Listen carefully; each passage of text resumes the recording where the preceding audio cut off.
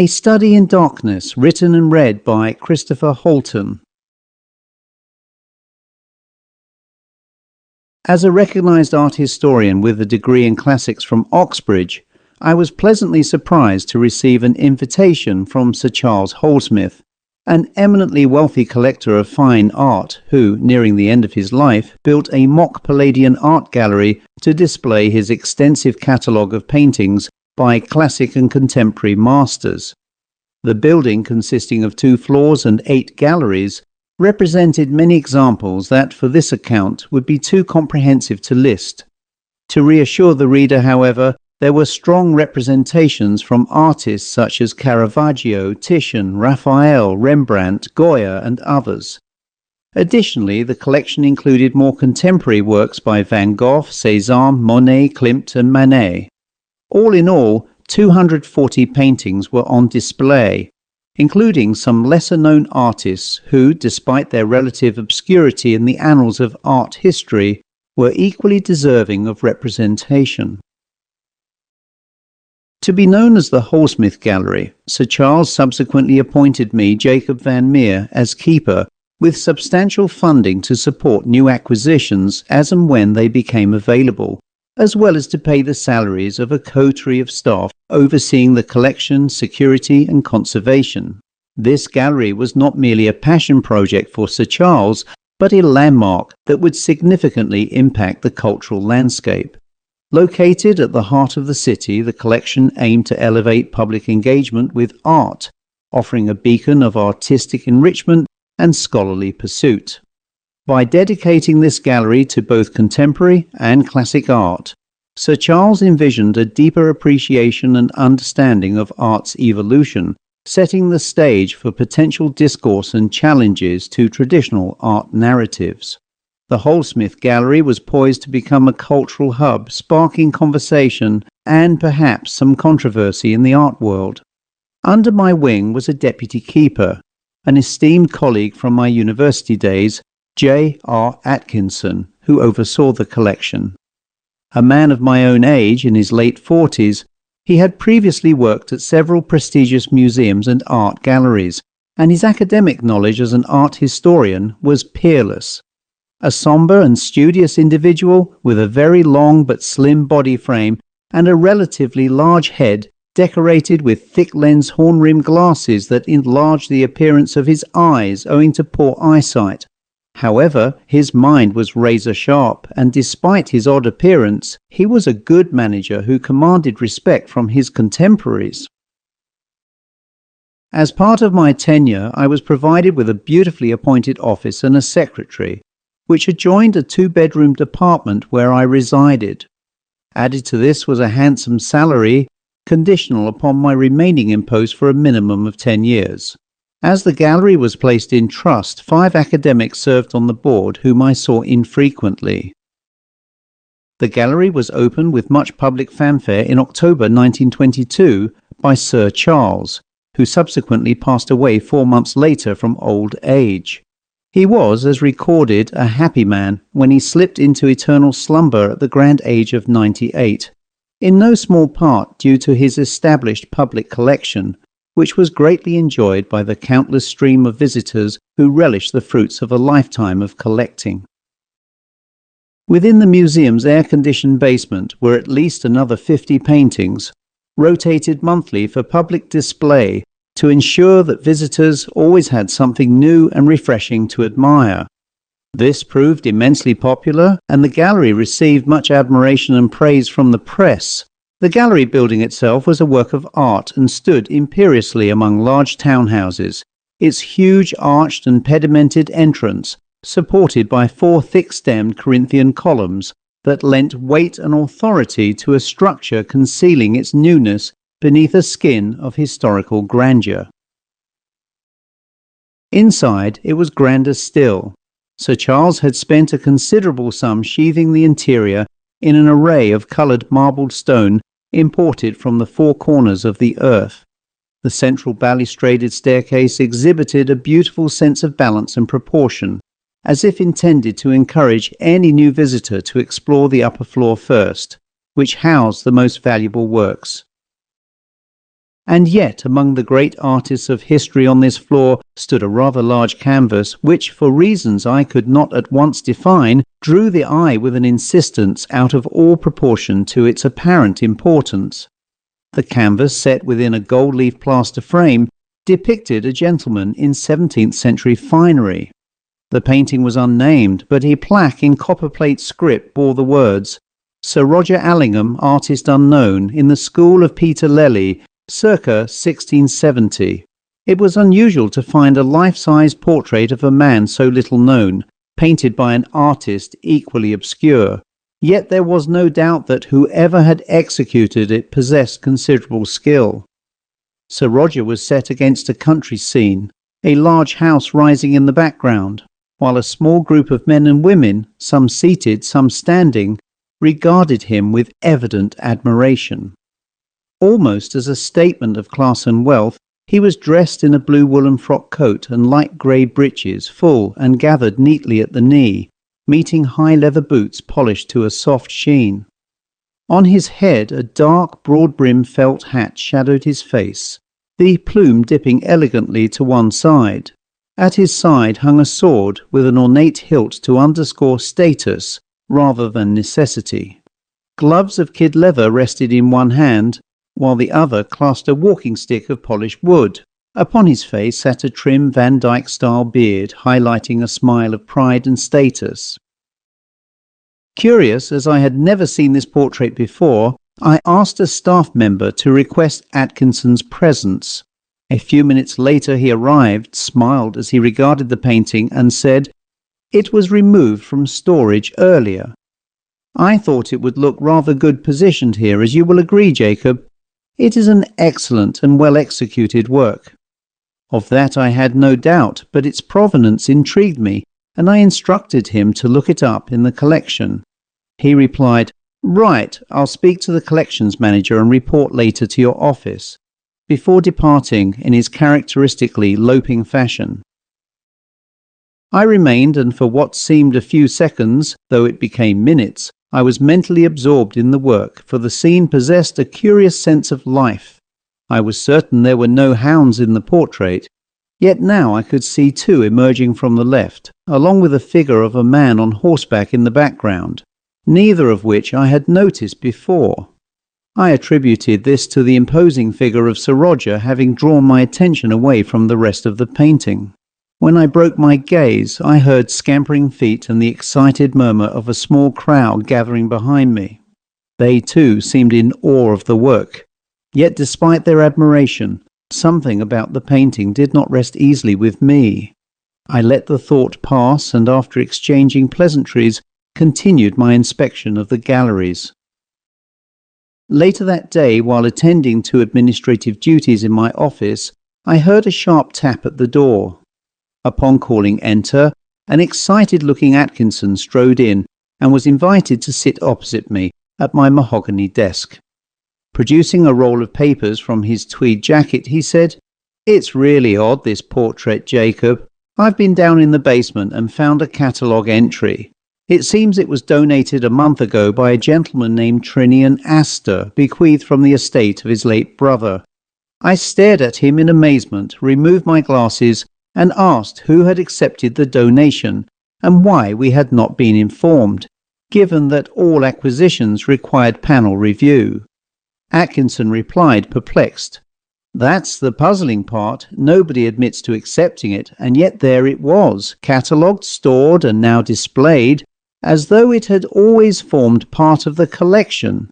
There are no signatures acknowledging its acceptance. I do admit a small faux pas, though. I put it on display without checking the formalities, taking it at face value as an approved item. I replied that it was too late to remove it given its popularity, and that a fine Titian would replace it at the next rotation.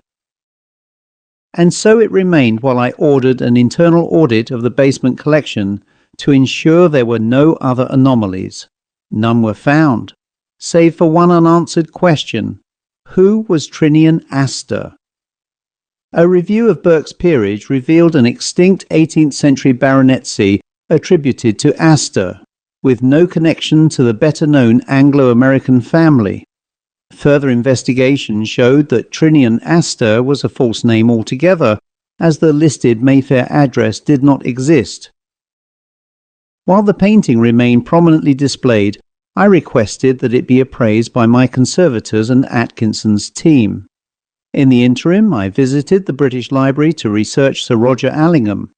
Records suggested he was active during the English Civil War, supporting neither side and using the chaos for personal, possibly nefarious ends. He was said to have been in league with Matthew Hopkins, the self-styled Witchfinder General.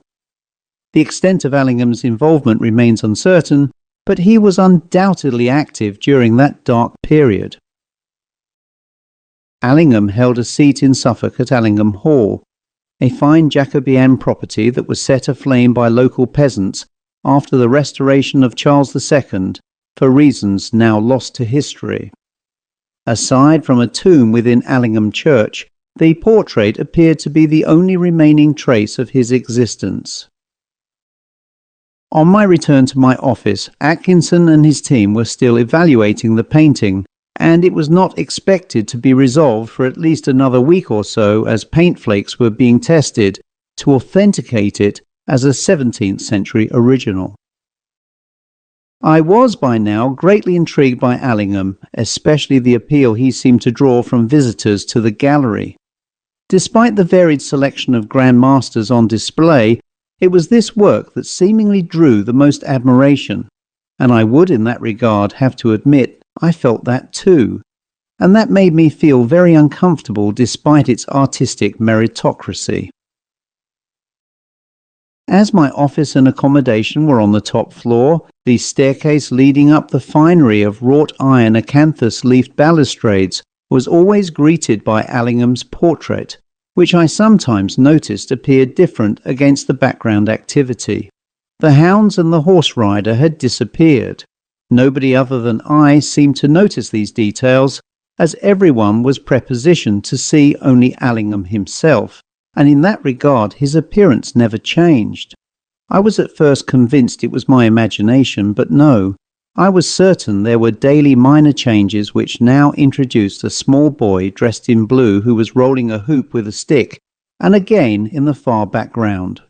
I spoke to Atkinson and his conservators who had been studying the painting, but incredibly none had noticed any of the changes I brought to their attention. In fact, Atkinson claimed that the boy with the hoop had always been present, but in truth, I don't think they had been paying attention to detail, and for that I was not best disposed. At the end of its rotation cycle, the painting was carefully taken down, but in the process a gallery staff member slipped as he attempted to lift the lower corner of the heavy gilt frame and fell backwards to the marbled floor. As he did so, the frame came crashing down on his left leg, causing a large gash and blood to pour profusely from a gaping wound which cut his trousers. The screams of pain echoed down into the entrance auditorium, causing panic and hysteria from the public, which necessitated the closing of the gallery and for the workman to be taken to the hospital, where it was established that his shin bone was crushed. Yet his fall beneath the frame caused no damage to the painting itself, which was cushioned on the man's body. I arrived shortly after hearing the screams and saw the dreadful sight for myself. Briefly, I was certain that Allingham had a sneer on his face, which passed momentarily and returned to normal. After an ambulance crew had taken the workman, I ordered staff to clear the mess while the painting was carefully removed into storage. I was certain in my own mind that the painting's fluid background was palpable and wanted to find out more by enlisting the National Gallery's cooperation, which was now using innovation in the form of X-rays to help determine the provenance of artworks in its collection. Meanwhile, Atkinson had ascertained through scientific analysis that the composition of the oil flakes was consistent with that of the 17th century, but the unnamed artist remained elusive. The head conservator at the National Gallery, Dr. Hugh Morrison, had earlier seen the painting on display at the Holdsmith, and he too shared concerns about its provenance and attribution. especially as the oil had been executed by the hand of an apparently unknown master, and so arrangements were made to ship the painting the following week, but in the interim it was left safely stored below in the basement. I thought no more about this until later that very night, when at 2 a.m. the night security guard sounded the alarm, claiming he had seen a possible burglar on the premises ascending the staircase. At this late hour, the entrance and galleries were in partial darkness, save for a few security lights, which kept these areas under subdued illumination, and it was not possible to identify who this dark figure was. I was, of course, awakened by the alarm bells clanging, and, dressed in a nightgown, I assisted the security guard in searching the building for the intruder while police were summoned. Despite a thorough search by the attending police, no trace of an intruder was found, and all windows and doors were locked and secure. Other than a manual activation by the security guard, the alarm system protecting all points of access had not actually been triggered. After returning to bed, I tried to sleep, but the unseen interloper made all notion of that quite impossible. I, however, returned to my office later in the morning, whereupon I spoke with Mr. Manston, the security head, who reviewed the building's security but found nothing had been tampered with. But there was something indubitably different about the atmosphere in the building. A certain terseness pervaded the gallery, and even public admissions were down, and for that there was no explanation, as nothing had changed apart from the removal of Allingham's portrait, which sat quietly brooding in the basement storage area, seemingly patiently waiting.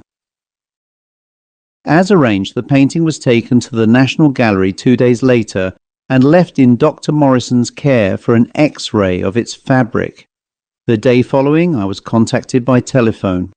Dr. Morrison, unfortunately, had been accidentally exposed to a mild level of radiation following the X-ray photography of the painting, but had somehow developed a more serious symptom of radiation poisoning, which was indicated on a dosimeter. This physically manifested as a rash followed by nausea and vomiting, and as a consequence, he would not be available for a few days to offer an appraisal of the imagery while he recovered. During the interim, the painting was returned to the Holdsmith Art Gallery, where it was carefully placed back in storage after Atkinson and I had inspected it first for damage. Again, I noticed that the boy with a hoop had changed position, albeit slightly, enough for me to notice, but not enough for Atkinson to register any difference. On this occasion, I did not share that observation with him. That night, around 2 a.m. again, I was roused from my sleep, this time after someone tapped on my apartment door. Half asleep, I shouted, "Hang on," as I dressed in my gown and went to open the door to speak, I presumed, to the on-duty security guard.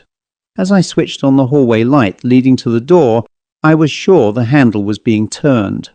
This angered me. The sheer impertinence drew a sharp rebuke as I raised my voice and said, "For pity's sake, hang on, I am coming." Fearing that something significant had occurred, I expected the worst as I opened the door and found it empty. A sharp chill sent a shockwave down my spine as I entered my office from the apartment and turned on the lights to find nobody there.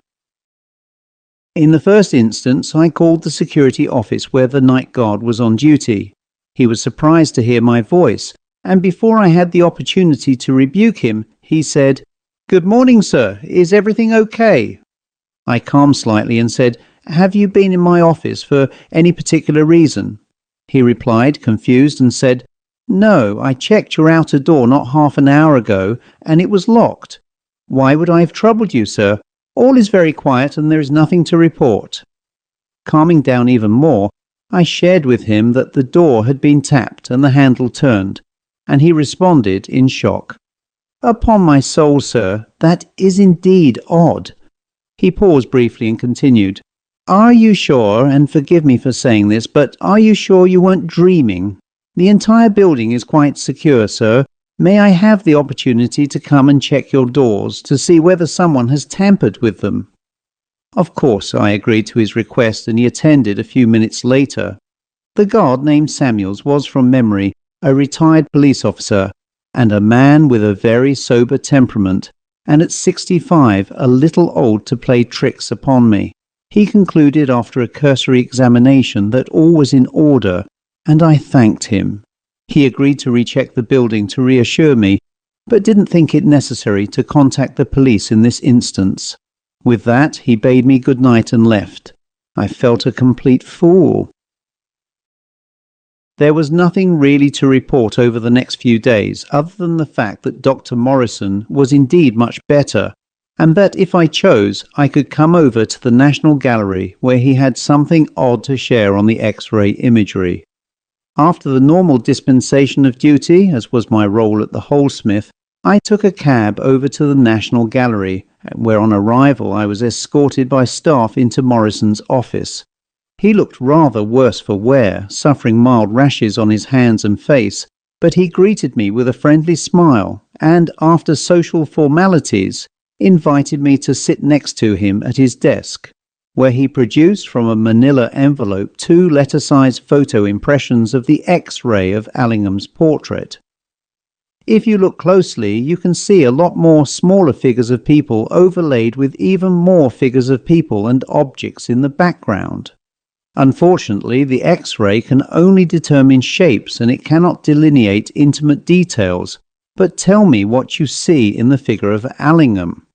I looked very closely, and underneath Allingham appeared what appeared to be a horned human form, suggesting that the original subject was a demonic creature of some description.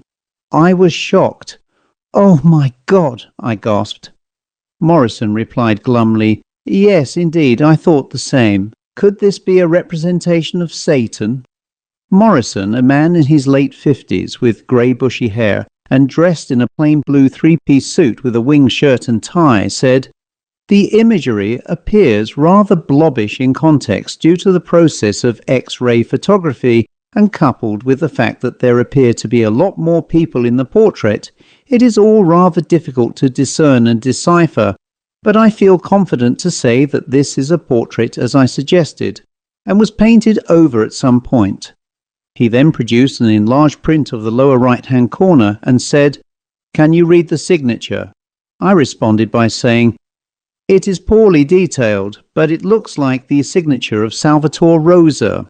Morrison interjected excitedly, "Who was rumoured during his lifetime to practice necromancy and magic, and apparently was associated with secretive intellectual circles." He added, "He was active during Allingham's life, and was alive at the restoration of Charles II in 1660, dying in 1673. He smiled. "You see, I have been conducting my own research, but the portrait of Allingham was executed in a different hand, and all I can say, it was very much in the school of Peter Lely, who too was active during this period, as you well know."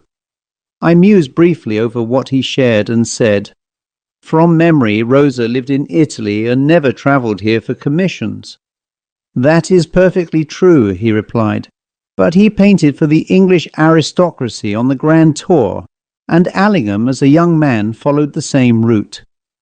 Everything seemed to make sense, like a jigsaw puzzle being patiently reassembled, but the picture emerging filled me with fear and foreboding. Obviously, my first thought was why Allingham commissioned a portrait of what may be interpreted as Satan, and secondly, why was it painted over with his own imagery? But I realized without the intervention of fresh documentation, this could never be answered.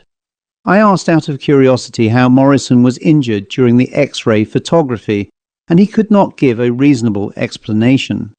He had followed all safeguards and, regardless, being exposed to the effects of the X-ray should not have caused the injuries he suffered, but he felt much better. Having shared all of this information with me, our business was now concluded. As much as he admired the work of Allingham, he was pleased that, as a practicing Christian, it was not part of the National Gallery collection. Leaving me with the 2 X-ray photographs and many thoughts, we shook hands, and I departed for my office, unable to proceed, or offer any more information into its origin. Some months later, the matter was recorded as closed. The portrait was removed from circulation and reassigned to long-term storage at another facility pending further review. Its accompanying documentation now complete in a way I did not recall authoring. Attendance at the gallery, however, recovered, the unease dissipated, and my colleagues appeared satisfied that nothing untoward had ever occurred. I believe that Allingham sought through that painting a window to the world of the living, and yearned to be admired and respected despite the concealed and darkened undertones that was his real character in life. Yet on certain evenings when the building is quiet and the galleries darkened, I find myself unwilling to pass the lower levels alone. It is not fear that arrests me, but recognition, for I have come to understand that the painting required neither concealment nor destruction. The end.